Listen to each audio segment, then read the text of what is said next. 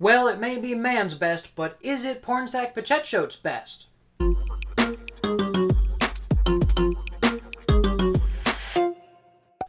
Howdy, I'm Kurt Williams, and today we're looking at the ASHCAN issue of Man's Best by Pornsak Pichetshote and Jesse Lonergan. Now, this isn't an issue 1, this is just an ASHCAN. It's like a preview comic, something you could hand out at a convention and see if people are interested in your comic book. I've never actually read anything by Pornsak Pichetshote, so I won't even know if it's his best work or not. So here's the skinny on the story. We're following these three emotional support pets, Porthos, Athos, and Lovey, as they accompany a team of scientists on a mission to find a new planet for humanity to colonize. Now, the scientists aren't even sure if the planet that they're looking for is even gonna be there when they get there, and there's also some concerns about whether or not humanity should be saved in the first place, and there's also a little bit of romantic tension between one of the scientists and the captain of the ship, but all that stuff feels kinda like subplot because most of the time we follow around these characters who think that their job is to defeat enemies when really the scientist is just giving them holograms to fight so they can play and exercise. Like in this first scene, we see them using their cybernetic implants and their special suits of armor to fight this robot, and they're taking it very seriously, but the scientist just thinks it's cute to give them something to do. These silly animals are living in a simulation and they don't even know. How stupid are they?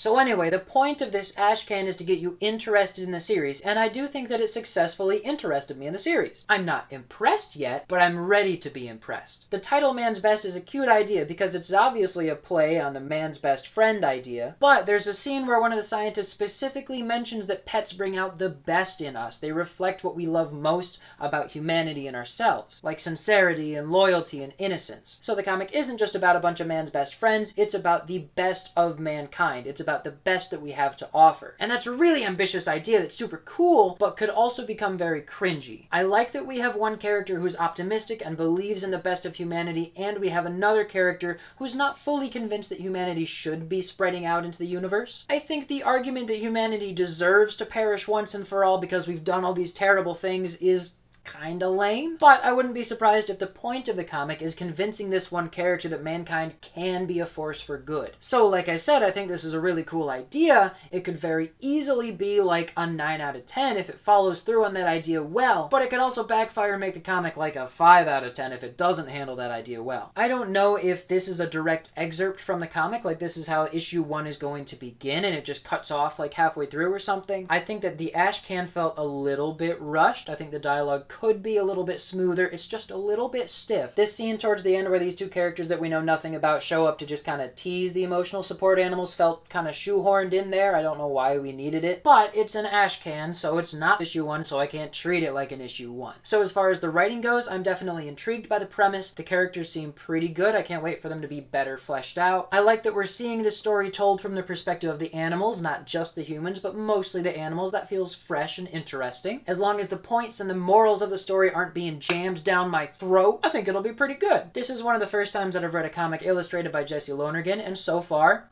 I like it. This page in particular was an instant hook for me. I love the way that that robot is drawn. It's a little bit retro. It kind of has Astro Boy vibes to it. The color palette is really pleasing, and I do like the line work quite a bit, which is unusual for me because the lines are a little bit wiggly. They almost look non-committal, or they almost make the character look kind of lumpy. But I think in this case in particular, when you're looking at a robot, it's really easy to draw a sterile, boring, perfectly drawn robot, and this robot feels much more organic and like it's actually taking up space and it's a real threat. It's really easy to picture this robot lumbering through this setting all menacingly. And when its head pops up to shoot this laser beam that's got like crackling Kirby style energy around it, that's just really cool design. It reminds me of like Ashley Wood's work on Zombies vs. Robots, which is just gorgeous work. The wiggly lines start to bother me when we get to this character in particular. I just don't love the way his face almost looks wrinkly, but also kind of jagged. It's like it can't make up its mind what texture it is. And sometimes I feel like the animals are drawn kind of goofy, like Athos, the cat's mouth here. That doesn't look like a cat mouth, and I guess Porthos's mouth looks a little bit better, but they just look a little silly. I think this face on Porthos is really funny. He's got like the Doonesbury style eyelashes, like the great red dragon from Bone. Yeah, look at that cool confidence. I like this panel where we see their ship zooming through space and it's leaving behind a trail. I wish that there weren't so many word boxes in there because I'd really like to feel the emptiness of of space in that panel, but I know they had a lot of exposition to get through in the first issue. Also, there's 1, 2, 3, 4, 5 pages at the very end that's just designs for characters by Jesse Lonergan, and I don't know why they bothered having that in the ASHCAN. That seems like a put it at the end of the graphic novel type thing to do, and I don't know why they would have wanted to print all these extra pages just to show us designs that we just saw for like 20 pages already anyway. But overall, this ASHCAN does succeed in interesting me in the series. I will definitely be buying issue 1. I recommend you buy it as well. It looks pretty good. So I know I can't rate this like I would rate a normal comic, but I'm gonna give this ASHCAN issue of Man's Best like a 7 out of 10.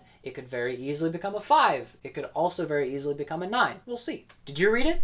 What do you think?